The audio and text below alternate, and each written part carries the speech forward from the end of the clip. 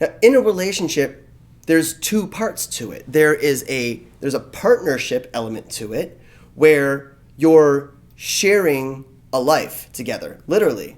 You have a calendar like, what are we doing on the weekend? You guys spend your time in tandem. You spend your money in tandem.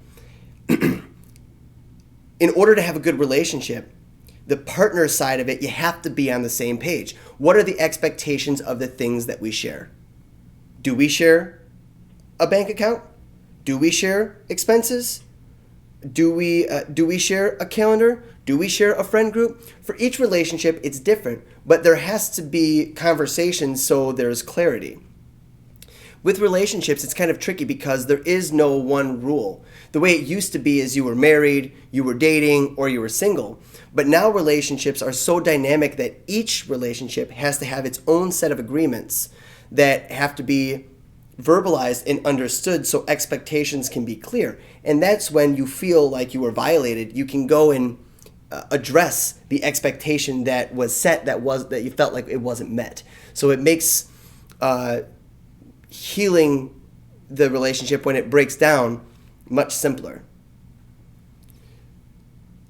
This is where we tend to think of the importance of the relationship, especially when you get into being married and having kids. It's about partnering in life.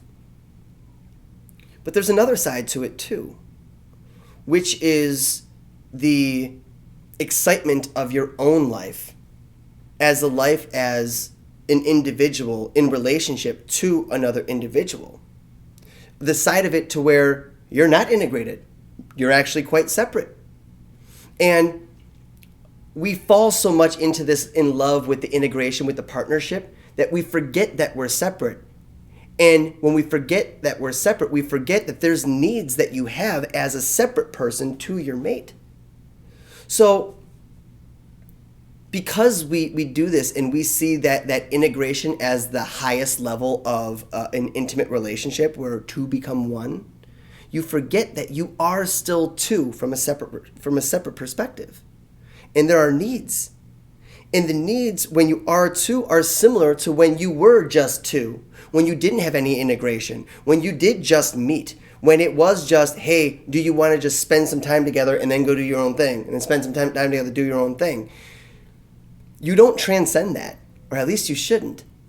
So what most people forget to do in a relationship is to continue to date their partner, to continue to seduce her as if you've never slept with her before, even though you have full permission really to do whatever you want. But it's the attitude. It's the ability to say, for this moment, you aren't a woman that I feel like I have. What's yours is mine and what's mine is yours. What's yours is yours, and I want some of it, so I'm coming at you. You can't forget to do that because that's the spark that ignited the fire in the first place. The partnership is the gasoline that sustains the relationship. But eventually, you need another spark to create another explosion, to create some energy, to create some excitement, some chaos in the relationship, because we crave that just as much.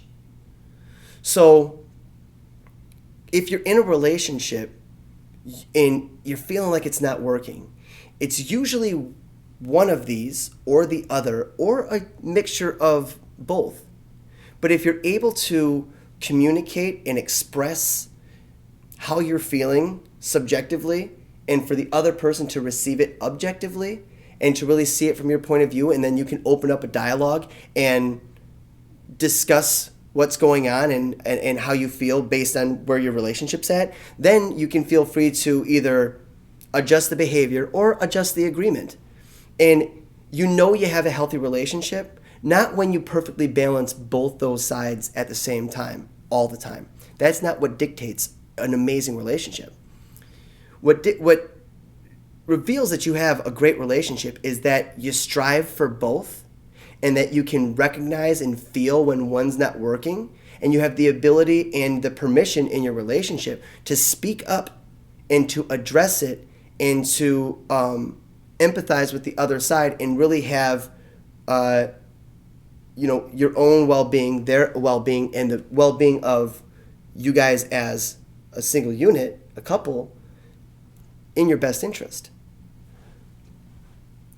As long as you keep those basic principles, the only way that your relationship can fail is by you ignoring it.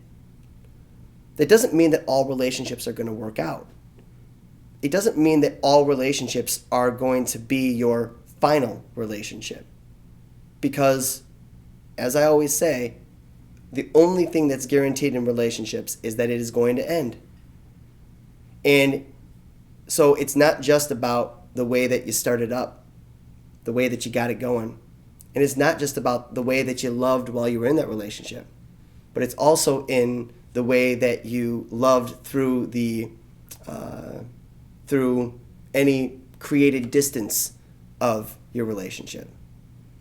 And you know you got it down when you can love through all three parts and still have that person seen warmly in your eyes and in your heart.